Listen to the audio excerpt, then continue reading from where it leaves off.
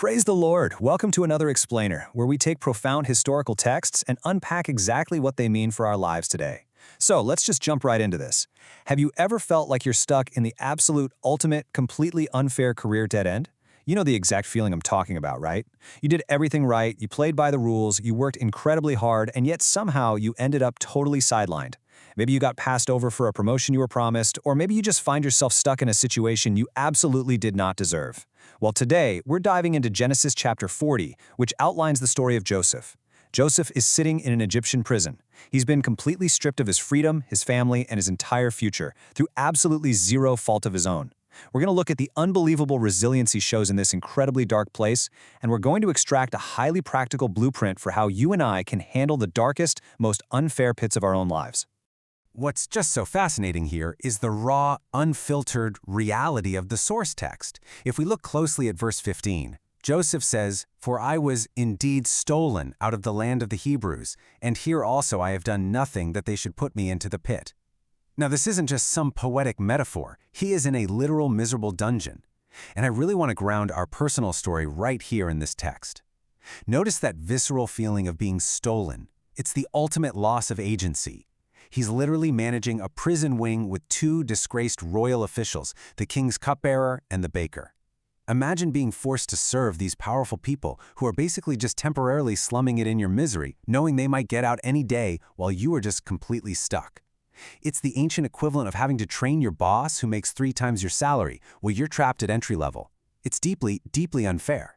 But here, right here, is where Joseph's character completely shines through the darkness. One morning, the cupbearer and the baker wake up looking incredibly disturbed, and Joseph actually stops and asks them, "Why are your faces downcast today?" I mean, this is astounding when you think about it.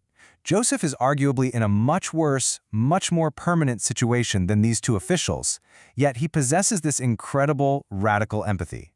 Despite his own miserable circumstances, his own unfair confinement, he actually notices the troubled faces of the people around him. Think about your daily life for a second. When you're stressed out, when you're stuck in your own career pit, how often do you look up and actually notice a struggling coworker? It takes massive emotional resilience to look past your own pain and check on someone else. So they open up and tell him why they're downcast. It turns out they both had highly specific, incredibly vivid dreams. And you know, in the ancient world, dreams were serious business. There is this striking contrast between these two visions. The cupbearer dreams of a vine with 3 branches that rapidly buds, blossoms, and produces ripe grapes, which he then presses directly into Pharaoh's cup. It's a really beautiful vision of fruitful labor. It's essentially a dream about a glorious career restoration, like getting your corner office back. But the baker's dream? Oh man, it's terrifying. He dreams of 3 cake baskets stacked on his head, filled with baked goods for Pharaoh, but birds are swooping down and eating the food right out of the top basket. Using an everyday analogy here, if the first dream is getting rehired with a massive bonus, the second dream is an impending, absolutely unavoidable corporate disaster where you are completely set up to take the fall. Now, notice how this builds into an incredibly tense timeline. Joseph doesn't hesitate for a second. He decodes the dreams right there. He explains that the number 3 is the absolute key. The 3 branches and the 3 baskets, they represent 3 days. This creates an immediate, high-stakes countdown. Day 1 is the interpretation, day 2 is just agonizing waiting in custody, and day 3 happens to be Pharaoh's birthday feast, which was traditionally a day when monarchs dispensed royal pardons or, well, final judgments. The fates of these 2 men are going to be irrevocably decided in exactly 72 hours. Just imagine the palpable, heavy tension sitting in that prison cell. And then we reach the climax on the 3rd day. In verse 13 and verse 19, Joseph uses this brilliant, almost terrifying play on words for both men. Pharaoh will lift up your head. It's incredible to see how this dual meaning unfolds. For the cupbearer, it means his head will be lifted up in honor. He is totally restored to his position, placing the cup right back in Pharaoh's hand. But for the baker, the phrase takes a really dark, literal turn. Pharaoh lifts his head, literally, off of him. The baker is tragically hanged on a tree, and the birds eat his flesh, exactly as Joseph interpreted.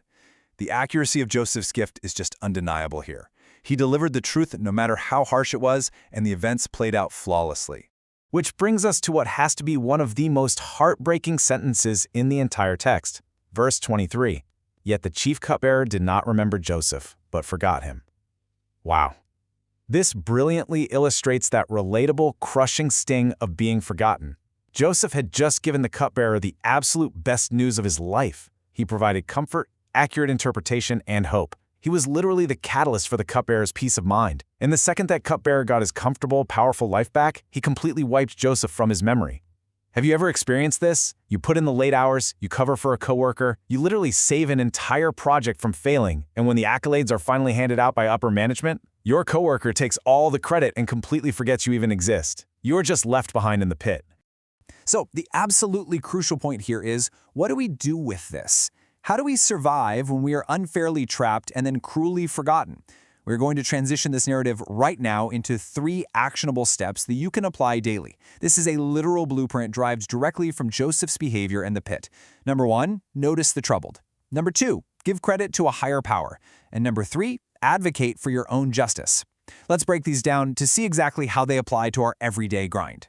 Step 1 is all about profound empathy. Actively look for downcast faces in your daily life. When you're suffering, the natural human instinct is to turn inward, to become bitter, and to focus solely on your own problems. It's totally normal, but Joseph challenges us to look outward. By asking questions when others are troubled, you actually break the cycle of your own despair. Step 2 is about humility. Notice that Joseph didn't brag about his interpretation skills. He humbly asked, "Do not interpretations belong to God?" Pointing to a higher power completely changes our perspective. It takes that crushing pressure off our own shoulders and reminds us we are part of a story that is so much bigger than our current suffering. But here is where it gets incredibly practical. Step 3. Notice what Joseph actually says in verses 14 and 15. He explicitly asks to be remembered. Please do me the kindness to mention me. He states his innocence clearly. I have done nothing. And he actively pushes for action. Get me out of this house. This is so important, guys. Relying on faith does not mean you shouldn't speak up against the unfairness of your own situation. You have to advocate for yourself. Joseph networked. He clearly articulated his value and his desire to advance out of his current state. You can be deeply spiritual, deeply empathetic, and still passionately advocate for your own career and your own justice. Which brings us to our final thought for today's explainer and a pretty profound question to leave you with. When you are left in the pit and forgotten, how will you respond? Because the harsh reality is, the cupbearer did forget him. Joseph was left in that prison for 2 more full years after this event, 2 more whole years of waiting. The pit is painful. Being overlooked is absolutely agonizing. But Joseph shows us that we don't have to lose our empathy, we don't have to lose our faith, and we absolutely shouldn't lose our voice. We keep noticing others, we keep honoring a higher power, and we keep advocating for our freedom until the very day the doors finally open. If this breakdown helped you look at your own challenges in a new light, please like, share, and subscribe.